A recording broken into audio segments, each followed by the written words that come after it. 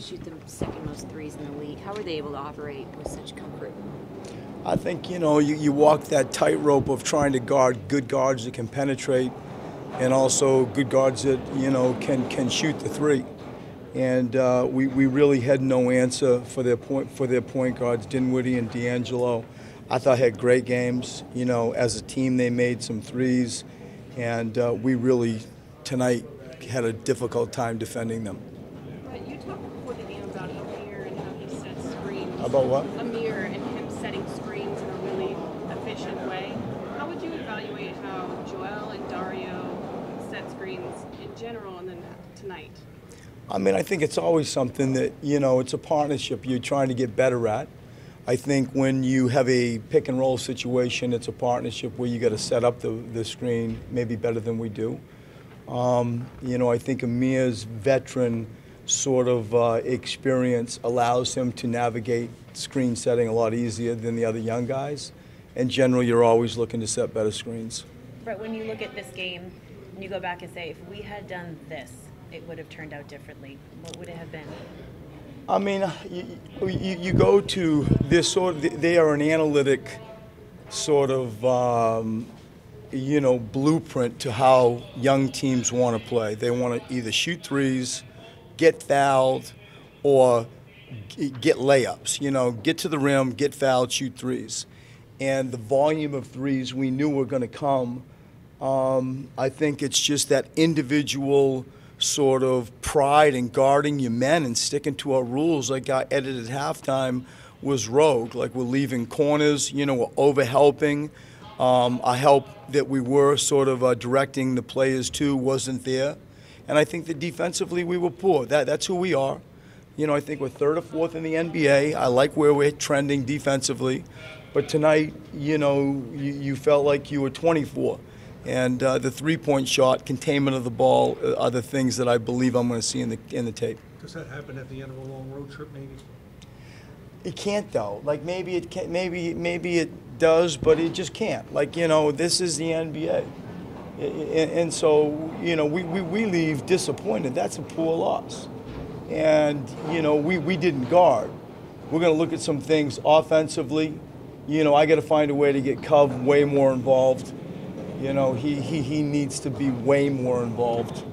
And I thought that our bench, struggled tonight. When you start looking at the raw numbers of the bench, we didn't get much, we didn't get much there. And I got to find a way to help Cove. But that thing, Jack, you're talking about at the end of a road trip doesn't even enter my mind. Why do you think Cubs took so few shots? It was like uncharacteristically low number of field goal attempts. Well, I think, the league knows where he is. And, they're always making him try to dribble. They recognize he can shoot. And I think that we have to do a better job of trying to free him up. I have to do a better job of trying to help him. I think everybody else is quite comfortable, either generating their own shots or understanding where their looks come from within the offense. Cove might need a little bit of help, and help I will give him. Are you seeing it on the other end with him too? Does it have a crossover effect? I think it has a little bit of a crossover effect. We're always challenging all of our guys defensively. I'm especially lately on Cove a lot. And he knows that. He responds. He gets it. He's prideful. He's competitive. Part of our reason why we signed him to the contract that he signed was he was a two-way player. And he is a two-way player. Tonight was just a rough night for a lot of players. Brett, you say that these things can't happen at the end of a long road trip. It seems like, are you saying that this team has moved into an area? Saying what I'm saying is, I don't even look at it as an excuse. Like it doesn't even enter my mind. It's just what you got to do to play in this league, or you should go to like the ACB and play in Europe. Other general things like, is it a trap game, or you just came off to a back? None of those things come to my mind. We lost a game. We felt like we should have won. We were coming here. I thought our spirit was good. Our shoot around was good. Our film sessions have been excellent. But I give credit to Brooklyn. We just could not guard them. We couldn't guard them. I think in both of the games of our recent two losses, you say, geez, we're 2 for 26. You couldn't make a three. Probably we would have won if we could have. Tonight it's a little bit deeper and more painful to me because this is who we are.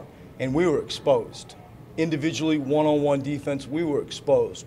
It wasn't, you know, sort of collective team stuff. I'd like to blame that. I thought one-on-one, we did not guard them.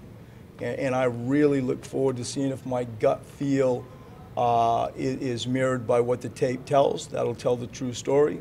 But I put it squarely on that area. Thanks, Brett. It's also frustrating that when you guys are losing games that you should win in order to make the playoffs. I mean, they all add up. Like, you know, I think that question is fair, Keith, but, you know, it's like you come in and you beat San Antonio, you know, in San Antonio by 20, you beat Boston at the Garden, and then you lose to Memphis. Like, that's a 500 team. That's what a team like that does. You go up and down, up and down, up and down. This team can beat anybody, and it can lose to anybody. And that's part of the wild ride we're on with a bunch of 20-year-olds and figuring stuff out. And, you know, I think in the light of day, April the 14th or whatever day it is, you look back and you say, you'll be able to more accurately answer that question. Thanks, Coach.